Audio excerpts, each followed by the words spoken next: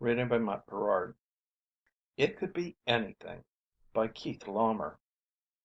Keith Laumer, well known for his tales of adventure and action, shows us a different side of his talent in this original, exciting, and thought-provoking exploration of the meaning of meaning. "She'll be pulling out in a minute, Brett," Mr. Phillips said. He tucked his railroader's watch back in his vest pocket. "You better get aboard, if you're still set on going."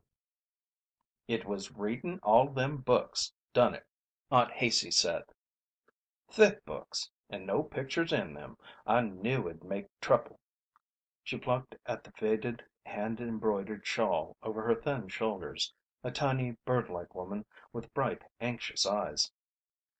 "Don't worry about me," Brett said. "I'll be back." "The place'll be yours when I'm gone," Aunt Haicey said. "Lord knows it won't be long." "Why don't you change your mind and stay on, boy?" Mr. Phillips said, blinking up at the young man. "If I talk to Mr. J.D., I think he can find a job for you at the plant." "So many young people leave Casperton," Aunt Haicey said. "They never come back." Mr. Phillips clicked his teeth. "They write at first," he said, "then gradually lose touch." "All your people are here, Brett," Aunt Haicey said. "Haven't you been happy here?" "Why can't you young folks be content with Casperton?" Mr. Phillips said. "There's everything you need here." "It's that pretty Lee done it," Aunt Haicey said. "If it wasn't for that girl." A clatter ran down the line of cars. Brett kissed Aunt Haicey's dry cheek, shook Mr. Phillips' hand, and swung aboard. His suitcase was on one of the seats. He put it up above in the rack and sat down, turned to wave back at the two old people. It was a summer morning. Brett leaned back and watched the country slide by. It was nice country, Brett thought, mostly in corn, some cattle, and away in the distance the hazy blue hills. Now he would see what was on the other side of them, the cities, the mountains, and the ocean. Up until now all he knew about anything outside of Casperton was what he'd read or seen pictures of. As far as he was concerned, chopping wood and milking cows back in Casperton, they might as well not have existed. They were just words and pictures printed on paper. But he didn't want to just read about them. He wanted to see for himself. Pretty Lee hadn't come to see him off. She was probably still mad about yesterday. She had been sitting at the counter at the club Rexall, drinking a soda and reading a movie magazine with a big picture of an impossibly pretty face on the cover, the kind you never see just walking down the street. He had taken the next stool and ordered a Coke. "Why don't you read something good instead of that pap?" he asked her. "Something good? You mean something dry, I guess. And don't call it that word. It doesn't sound polite." "What does it say? That somebody named Doll Starr is fed up with glamour and longs for a simple home in the country and lots of kids? Then why doesn't she move to Casperton?" "You wouldn't understand," said Pretty Lee. He took the magazine, leafed through it. "Look at this. All about people who give parties that cost thousands of dollars, and fly all over the world having affairs with each other, and committing suicide, and getting divorced. It's like reading about Martians." "I still like to read about the stars. There's nothing wrong with it." "Reading all that junk just makes you dissatisfied. You want to do your hair up crazy like the pictures in the magazines, and wear weird looking clothes." Pretty Lee bent her straw double. She stood up and took her shopping bag. "I'm very glad to know you think my clothes are weird." "You're taking everything I say personally. Look." He showed her a full color advertisement on the back cover of the magazine. "Look at this. Here's a man supposed to be cooking steaks on some kind of backyard grill. He looks like a movie star. He's dressed up like he was going to get married. There's not a wrinkle anywhere. There's not a spot on that apron. There isn't even a grease spot on the frying pan. The lawn is as smooth as a billiard table. There's a son. He looks just like his pop, except that he's not gray at the temples. Did you ever really see a man that handsome, or hair that was just silver over the ears and the rest glossy black? The daughter looks like a movie starlet, and her mom is exactly the same, except that she has that gray streak in front to match her husband. You can see the car in the drive. The treads of the tires must have just been scrubbed. They're not even dusty. There's not a pebble out of place. All the flowers are in full bloom, no dead ones, no leaves on the lawn, no dry twigs showing on the trees. That other house in the background looks like a palace, and the man with the rake looking over the fence, he looks like this one's twin brother, and he's out raking leaves in brand new clothes." Pretty Lee grabbed her magazine. "You just seem to hate everything that's nicer than this messy town." "I don't think it's nicer. I like you. Your hair isn't always perfectly smooth, and you've got a mended place on your dress, and you feel human. You smell human." "Oh!" Pretty Lee turned and flounced out of the drugstore. Brett shifted in the dusty plush seat and looked around. There were a few other people in the car. An old man was reading a newspaper. Two old ladies whispered together. There was a woman of about 30 with a mean looking kid, and some others. They didn't look like magazine pictures, any of them. He tried to picture them doing the things you read in newspapers. The old ladies putting poison in somebody's tea. The old man giving orders to start a war. He thought about babies and houses and cities, and airplanes flying over, and bombs falling down. Huge explosive bombs. Blam! Buildings fall in. Pieces of glass and stone fly through the air. The babies are blown up along with everything else. But the kind of people he knew couldn't do anything like that. They liked to loaf and eat and talk and drink beer and buy a new tractor or refrigerator and go fishing. And if they ever got mad and hit somebody, afterwards they were embarrassed and wanted to shake hands. The train slowed, came to a shuddery stop. Through the window he saw a cardboardy looking building with the words Baxter's Junction painted across it. There were a few faded posters on a bulletin board. An old man was sitting on a bench, waiting. The two old ladies got off and a boy in blue jeans got on. The train started up. Brett folded his jacket and tucked it under his head and tried to doze off. Brett awoke, yawned, sat up. The train was slowing. He remembered you couldn't use the toilets while the train was stopped. He got up and went to the end of the car. The door was jammed. He got it open and went inside and closed the door behind him. The train was going slower. Clack, clack, clack, clack, clack, clack, cut, lack. He washed his hands, then pulled at the door. It was stuck. He pulled harder. The handle was too small. It was hard to get hold of. The train came to a halt. Brett braced himself and strained against the door. It didn't budge. He looked out the grimy window. The sun was getting lower. It was about 3:30, he guessed. He couldn't see anything but some dry looking fields. Outside in the corridor there were footsteps. He started to call, but then didn't. It would be too embarrassing, pounding on the door and yelling, "Let me out! I'm stuck in the toilet!" He tried to rattle the door. It didn't rattle. Somebody was dragging something heavy past the door. Mailbags, maybe. He'd better yell. But damn it, the door couldn't be all that hard to open. He studied the latch. All he had to do was turn it. He got a good grip and twisted. Nothing. He heard the mailbag bump bump, and then another one. To heck with it. He'd yell.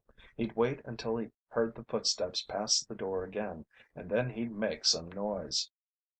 Brett waited. It was quiet now. He rapped on the door anyway. No answer.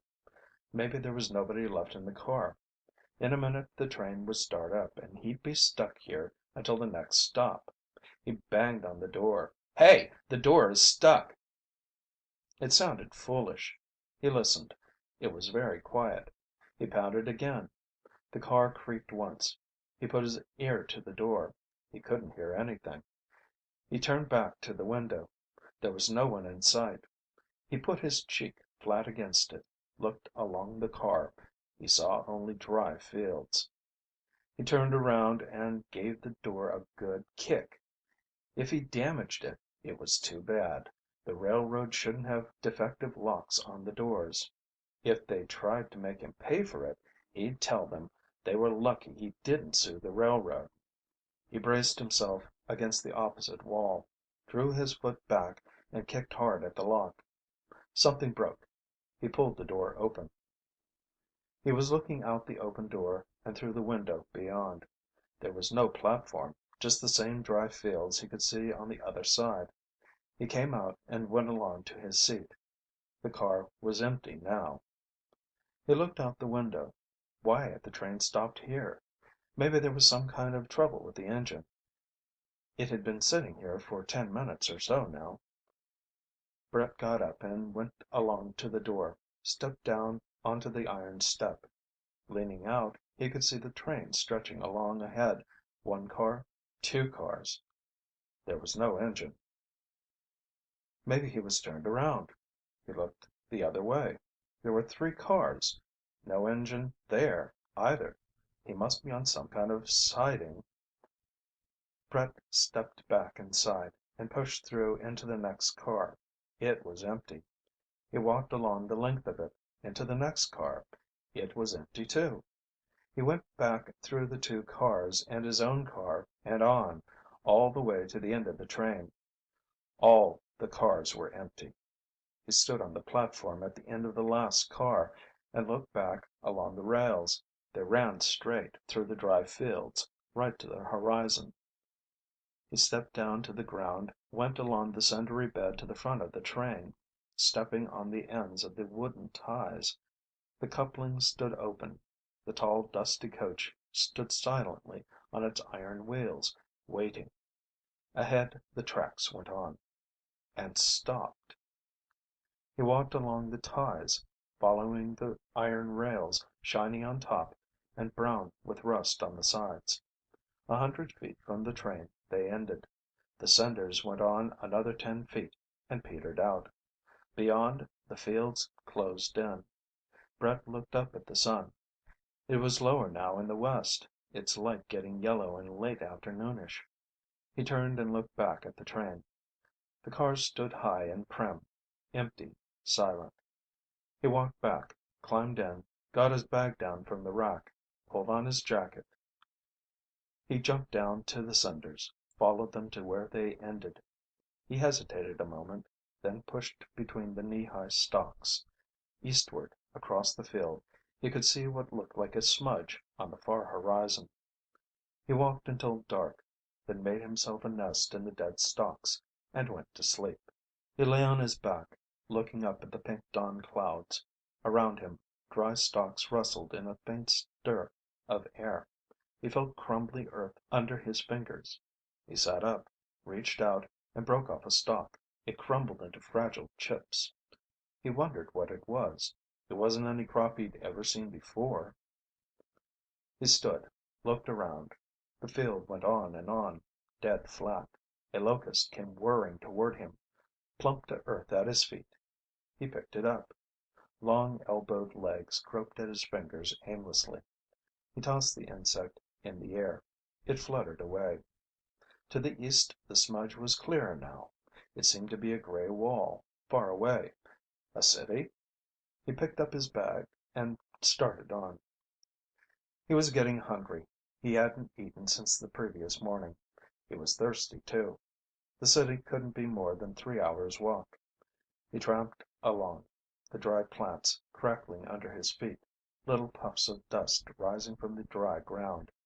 He thought about the rails running across the empty fields, ending.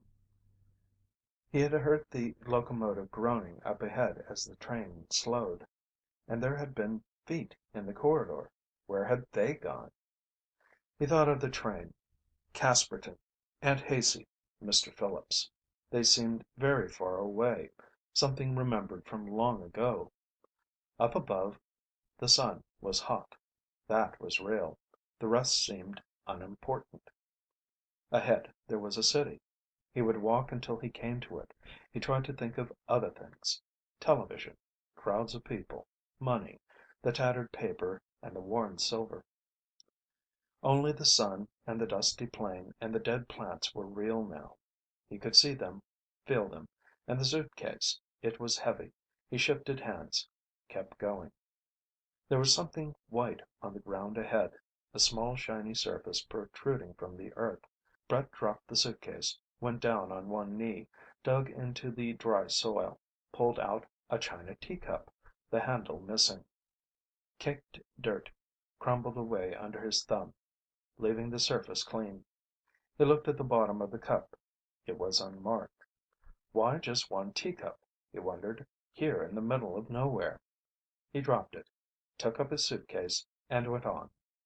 After that he watched the ground more closely. He found a shoe. It was badly weathered, but the sole was good. It was a high-topped work shoe, size 10½ C. Who had dropped it here? He thought of other lone shoes he had seen lying at the roadside or in alleys. How did they get there? Half an hour later he detoured around the rusted front fender of an old-fashioned car. He looked around for the rest of the car, but saw nothing. The wall was closer now, perhaps 5 miles more. A scrap of white paper fluttered across the field in a stir of air. He saw another, more, blowing along in the fitful gusts. He ran a few steps, caught one, smoothed it out. Buy now, pay later. He picked up another. Prepare to meet God. A third said, Win with Wilkie. The wall loomed above him, smooth and gray. Dust was caked on his skin and clothes, and as he walked he brushed at himself absently. The suitcase dragged at his arm, thumped against his shin. He was very hungry and thirsty. He sniffed the air, instinctively searching for the odors of food. He had been following the wall for a long time, searching for an opening. It curved away from him, rising vertically from the level earth. Its surface was porous, unadorned, too smooth to climb. It was, Brett estimated, 20 feet high. If there were anything to make a ladder from. Ahead he saw a wide gate, flanked by gray columns. He came up to it, put the suitcase down, and wiped at his forehead with his handkerchief. Through the opening in the wall a paved street was visible, and the facades of buildings. Those on the street before him were low, not more than 1 or 2 stories, but behind them taller towers reared up. There were no people in sight. No sounds stirred the hot noontime air.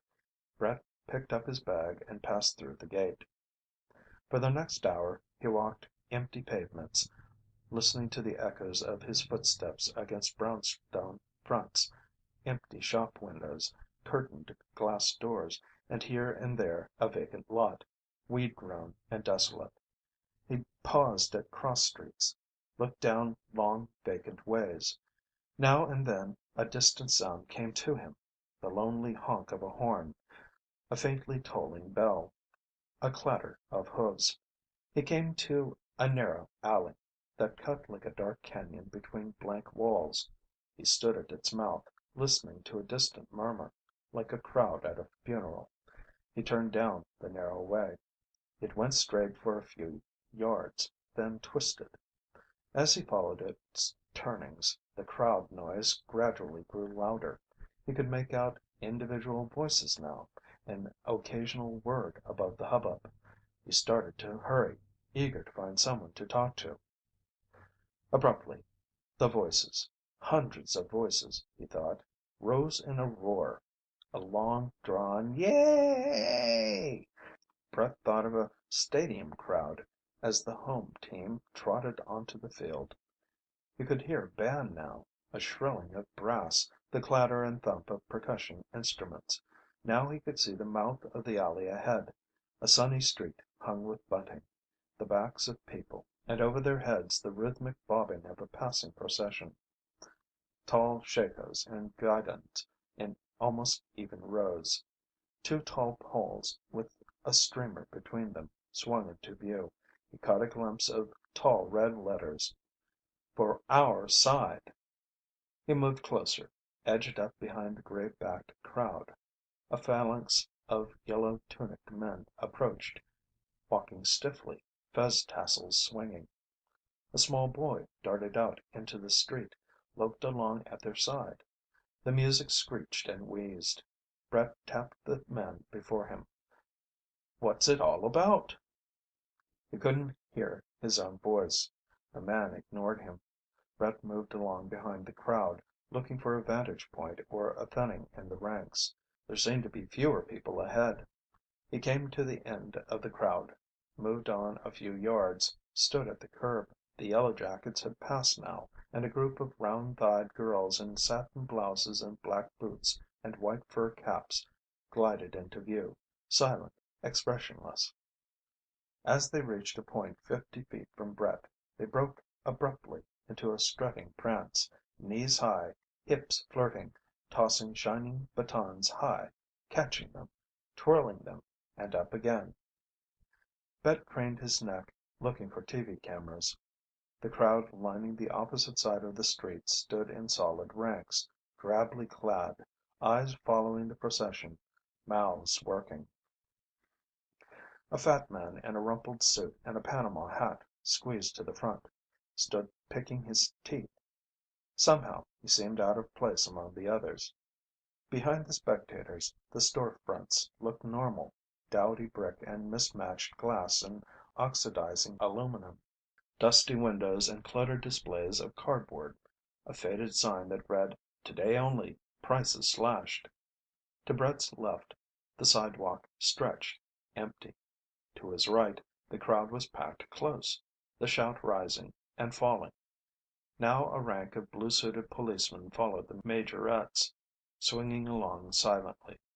Behind them, over them, a piece of paper blew along the street. Brett turned to the man on his right. "Pardon me, can you tell me the name of this town?" The man ignored him. Brett tapped the man's shoulder. "Hey, what town is this?" The man took off his hat, whirled it overhead, then threw it up. It sailed away over the crowd, lost.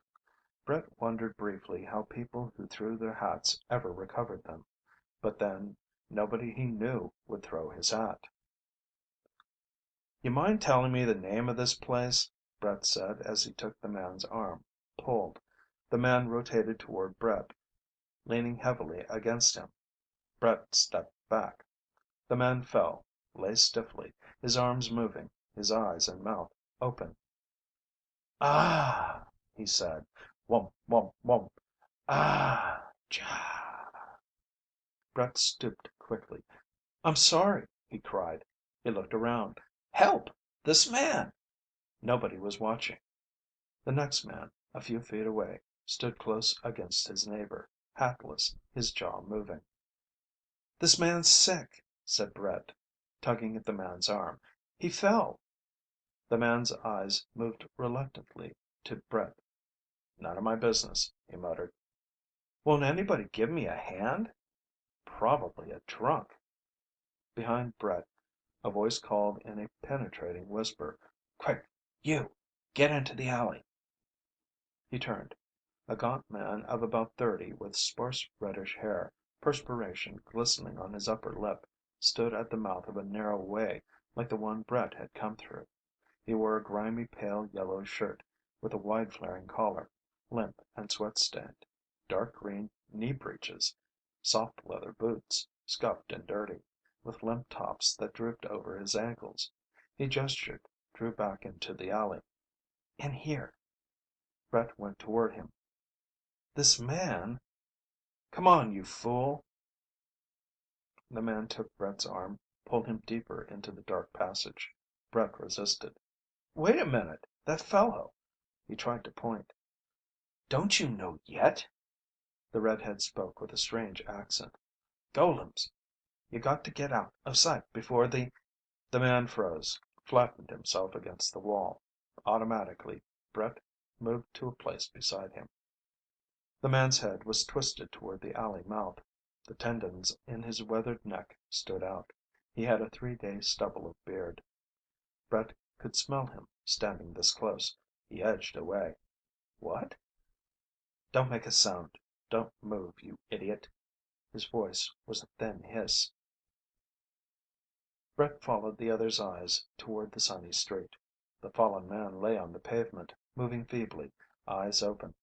Something moved up to him, a translucent, brownish shape, like muddy water. It hovered for a moment, then dropped on the man like a breaking wave, flowed around him. The body shifted, rotating stiffly, then tilted upright. The sun struck through the fluid shape that flowed down now, amber highlights twinkling, to form itself into the crested wave, flow away. "What the hell?" "Come on!" The redhead turned, trotted silently toward the shadowy bend under the high gray walls. He looked back, beckoned impatiently, passed out of sight around the turn. Brett came up behind him, saw a wide avenue, tall trees with chartreuse springtime leaves, a wrought iron fence, and beyond it, rolling green lawns. There were no people in sight. "Wait a minute, what is this place?" His companion turned red-rimmed eyes on Brett. "How long have you been here?" he asked. "How did you get in?" "I came through a gate just about an hour ago." "I knew you were a man as soon as I saw you talking to the golem," said the redhead. "I've been here 2 months, maybe more. We've got to get out of sight. You want food? There's a place." He jerked his thumb. "Come on, time to talk later." Brett followed him. They turned down a side street, pushed through the door of a dingy cafe. It banged behind them. There were tables, stools, at a bar, a dusty jukebox. They took seats at a table. The redhead groped under the table, pulled off a shoe, hammered it against the wall. He cocked his head, listening. The silence was absolute. He hammered again. There was a clash of crockery from beyond the kitchen door. "Now, don't say anything," the redhead said. He eyed the door behind the counter expectantly. It flew open. A girl with red cheeks and untidy hair, dressed in a green waitress's uniform, appeared, swept up to the table, pad and pencil in hand. "Coffee and a ham sandwich," said the redhead. Brett said nothing. The girl glanced at him briefly, jotted hastily, whisked away. "I saw them here the first day," the redhead said. "It was a piece of luck. I saw how the gels started it up. They were big ones, not like the tidiers up. As soon as they were finished, I came in and tried the same thing. It worked. I used the golem's lines." "I don't know what you're talking about," Brett said. "I'm going to ask that girl." "Don't say anything to her. It might spoil everything. The whole sequence might collapse. Or it might call the gels. I'm not sure. You can have the food when it comes back with it." "Why do you say when it comes back?" "Ah!" He looked at Brett strangely. "I'll show you." Brett could smell food now. His mouth watered. He hadn't eaten for 24 hours. "Care, that's the thing," the redhead said. "Move quiet and stay out of sight, and you can live like a country duke. Food's the hardest. But here." The red cheeked girl reappeared, a tray balanced on one arm, a heavy cup and saucer in the other hand. She clattered them down on the table. "Took you long enough," the redhead said. The girl sniffed, opened her mouth to speak, and the redhead darted out a stiff finger, jabbed her under the ribs. She stood, mouth open, frozen. Brett half rose. "He's crazy, miss," he said. "Please accept." "Don't waste your breath." Brett's host was looking at him triumphantly. "Why do I call it it?" He stood up, reached out and undid the top buttons of the green uniform. The waitress stood, leaning slightly forward, unmoving. The blouse fell open, exposing round white breasts, unadorned, blind. A doll, said the redhead. A puppet. A golem. Brett stared at her, the damp curls at her temple, the tip of her tongue behind her teeth, the tiny red veins in her round cheeks, and the white skin curving. "That's a quick way to tell 'em," said the redhead. "The teat is smooth." He rebuttoned the uniform, then jabbed again at the girl's ribs. She straightened, patted her hair. "No doubt a gentleman like you is used to better," she said carelessly.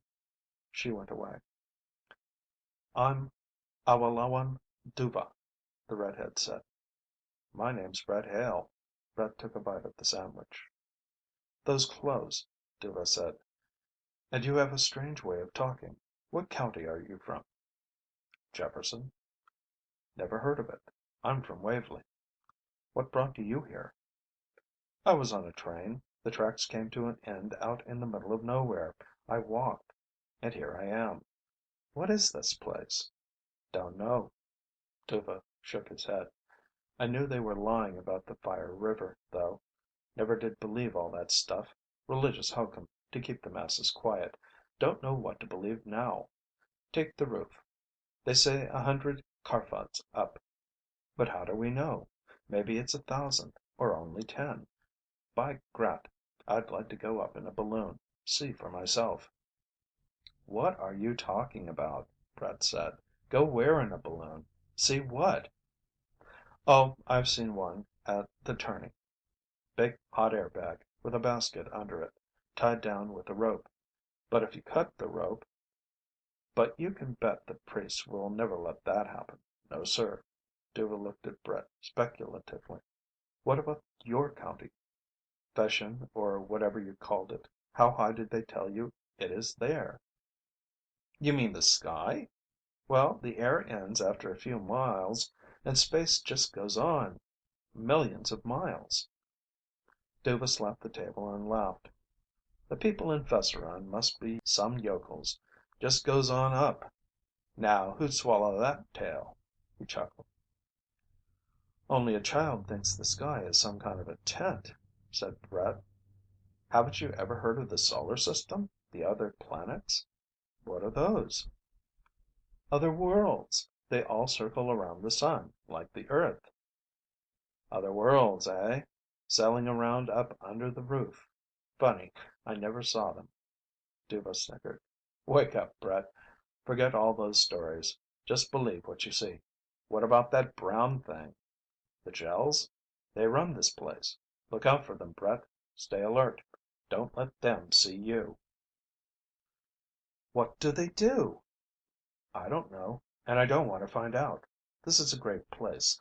I like it here. I have all I want to eat. Plenty of nice rooms for sleeping. There's the parades and the scenes. It's a good life, as long as you keep out of sight." "How do you get out of here?" Brett asked, finishing his coffee. "Don't know how to get out. Over the wall, I suppose. I don't plan to leave, though. I left home in a hurry. The Duke Never mind, I'm not going back." "Are all the people here golems?" Brett said. "Aren't there any more real people?" "You're the first I've seen. I spotted you as soon as I saw you. A live man moves different than a golem. You see golems doing things like knitting their brows, starting back in alarm, looking askance, and standing arms akimbo. And they have things like pursed lips, and knowing glances, and mirthless laughter. You know, all the things you read about, that real people never do. But now that you're here, I've got somebody to talk to. I did get lonesome, I admit. I'll show you where I stay, and we'll fix you up with a bed. I won't be around that long." "What can you get outside that you can't get here? There's everything you need here in the city. We can have a great time." "You sound like my Aunt Haicey," Brett said. "She said I had everything I needed back in Casperton." "How does she know what I need? How do you know? How do I know myself? I can tell you I need more than food and a place to sleep." "What more?" "Everything. Things to think about and something worth doing. Why, even in the movies." "What's a movie?" "You know, a play on film, a moving picture." "A picture that moves?" That's right. This is something the priest told you about? Dhuva seemed to be holding in his mirth. Everybody's seen movies. Dhuva burst out laughing. Those priests, he said. They're the same everywhere, I see. The stories they tell and people believe them. What else? Priests have nothing to do with it. Dhuva composed his features. What did they tell you about Grat and the wheel? Grat? What's that? The overbeing, the four-eyed one. Dhuva made a sign, caught himself. Just have it, he said. I don't believe that rubbish. Never did. I suppose you're talking about God, Brett said. I don't know about God. Tell me about it. He's the creator of the world. He's, well, superhuman. He knows everything that happens, and when you die, if you've led a good life, you meet God in heaven. Where's that? It's, Brett waved a hand vaguely. Up above. But you said there was just emptiness up above, Dhuva recalled, and some other worlds whirling around, like islands adrift in the sea. Well, never mind. Dhuva held up his hands. Our priests are liars, too. All that balderdash about the wheel and the river of fire, it's just as bad as your Hivel, or whatever you called it. And our Grat and your mud, or Gog, they're the same. Dhuva's head went up. What's that? I didn't hear anything. Dhuva got to his feet, turned to the door. Brett rose. A towering brown shape, glassy and transparent, hung in the door, its surface rippling. Dhuva whirled, leapt past Brett, dived for the rear door. Brett stood frozen. The shape flowed, swift as quicksilver, caught Dhuva in a mid-stride, engulfed him. For an instant Brett saw the thin figure, legs kicking, upended within the muddy form of the gel. Then the turbid wave swept across to the door, sloshed it aside, disappeared. Dhuva was gone. Brett stood rooted, staring at the doorway. A bar of sunlight fell across the dusty floor. A brown mouse ran along the baseboard. It was very quiet. Brett went to the door through which the gel had disappeared, hesitated a moment, then thrust it open. He was looking down into a great dark pit, acres in extent, its sides riddled with holes, the amputated ends of water and sewage lines, and power cables dangling. Far below, light glistened from the surface of a black pool. A few feet away, the waitress stood unmoving in the dark on a narrow strip of linoleum. At her feet, the chasm yawned. The edge of the floor was ragged, as though it had been gnawed away by rats. There was no sign of Dhuva. Brett stepped back into the dining room, let the door swing shut. He took a deep breath, picked up a paper napkin from a table and wiped his forehead, dropped the napkin on the floor and went out into the street. His suitcase forgotten now. At the corner he turned, walked along past silent shop windows crowded with home permanents, sunglasses, fingernail polish, suntan lotion, paper cartons, streamers, plastic toys, varicolored garments of synthetic fiber, home remedies, beauty aids, popular music, greeting cards. At the next corner he stopped, looking down the silent streets. Nothing moved.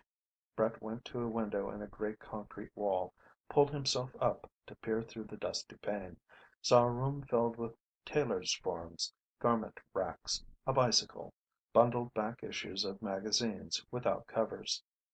He went along to a door. It was solid, painted shut. The next door looked easier. He wrenched at the tarnished brass knob, then stepped back and kicked the door. With a hollow sound the door fell inward, taking with it the jamb. Brett stood staring at the gaping opening. A fragment of masonry dropped with a dry clink. Brett stepped through the breach in the grey facade. The black pool at the bottom of the pit winked a flicker of light back at him in the deep gloom. Around him the high walls of the block of buildings loomed in silhouette. The squares of the windows were ranks of luminous blue against the dark. Dust motes danced in shafts of sunlight. Far above, the roof was dimly visible, a spidery tangle of trusswork, and below was the abyss. At Brett's feet the stump of a heavy brass rail projected an inch from the floor. It was long enough, Brett thought, to give firm anchor to a rope. Somewhere below, Dhuva, a stranger who had befriended him, lay in the grip of the gels. He would do what he could, but he needed equipment and help. First he would find a store with rope, guns, knives. He would The broken edge of masonry, where the door had been, caught his eye. The shell of the wall, exposed where the doorframe had torn away, was wafer thin. Brett reached up, broke off a piece. The outer face, the side that showed on the street, was smooth, solid looking. The back was porous, nibbled. Brett stepped outside, examined the wall. He kicked at the gray surface. A great piece of wall, 6 feet high, broke into fragments, fell on the sidewalk with a crash, driving out a puff of dust. Another section fell. One piece of it skidded away, clattered down into the depths. Brett heard a distant splash. He looked at the great, jagged openings in the wall like a jigsaw puzzle with a piece missing. He turned and started off at a trot, his mouth dry, his pulse thumping painfully in his chest. 2 blocks from the hollow building, Brett slowed to a walk, his footsteps echoing in the empty street. He looked into each store window as he passed. There were artificial legs, bottles of colored water, immense dolls, wigs, glass eyes, but no rope. Brett tried to think. What kind of store would handle rope? A marine supply company, maybe? But where would he find one? Perhaps it would be easiest to look in a telephone book. Ahead he saw a sign lettered "Hotel." Brett went up to the revolving door, pushed inside. He was in a dim, marble paneled lobby with double doors leading into a beige carpeted bar on his right, the brass painted cage of an elevator directly before him, flanked by tall urns of sand and an ascending staircase. On the left was a dark mahogany finished reception desk. Behind the desk a man stood silently, waiting. Brett felt a wild surge of relief. "Those things. Those gels," he called, starting across the room. "My friend " He broke off. The clerk stood, staring over Brett's shoulder, holding a pen poised over a book. Brett reached out, took the pen. The man's finger curled stiffly around nothing. A golem. Brett turned away, went into the bar. Vacant stools were arranged before a dark mirror. At the tables empty glasses stood before empty chairs. Brett started as he heard the revolving door thump thump. Suddenly soft light bathed the lobby behind him. Somewhere a piano tinkled. More than you know. With a distant clatter of closing doors, the elevator came to life. Brett hugged a shadowed corner, saw a fat man in a limp seersucker suit cross to the reception desk. He had a red face, a bald scalp blotched with large brown freckles. The clerk inclined his head blandly. "Ah, yes, sir. A nice double with bath." Brett heard the unctuous voice of the clerk as he offered the pen. The fat man took it, scrawled something in the register. "Add $14," the clerk murmured. He smiled, dinged the bell. A boy in tight green tunic and trousers and a pillbox cap with a chin strap pushed through a door beside the desk, took the key, led the way to the elevator. The fat man entered. Through the open work of the shaft, Brett watched as the elevator car rose, greasy cables trembling and swaying. He started back across the lobby and stopped dead. A wet brown shape had appeared in the entrance. It flowed across the rug to the bellhop. Face blank, the golem turned back to its door. Above, Brett heard the elevator stop. Doors clashed. The clerk stood poised behind the desk. The gel hovered, then flowed away. The piano was silent now. The lights burned, a soft glow, then winked out. Brett thought about the fat man. He had seen him before. He went up the stairs. In the second floor corridor, Brett felt his way along in near darkness, guided by the dim light coming through transoms. He tried a door. It opened. He stepped into a large bedroom with a double bed, an easy chair, a chest of drawers. He crossed the room, looked out across an alley. 20 feet away, white curtains hung at windows in a brick wall. There was nothing behind the windows. There were sounds in the corridor. Brett dropped to the floor behind the bed. "All right, you two," a drunken voice bellowed, "and may all of your troubles be little ones." There was laughter, squeals, a dry clash of beads flung against the door. A key grated. The door swung wide. Lights blazed in the hall, silhouetting the figures of a man in a black jacket and trousers, a woman in a white bridal dress and veil, flowers in her hand. "Take care, Mel." "Do anything I wouldn't do." "Kiss the bride now." The couple backed into the room, pushed the door shut, stood against it.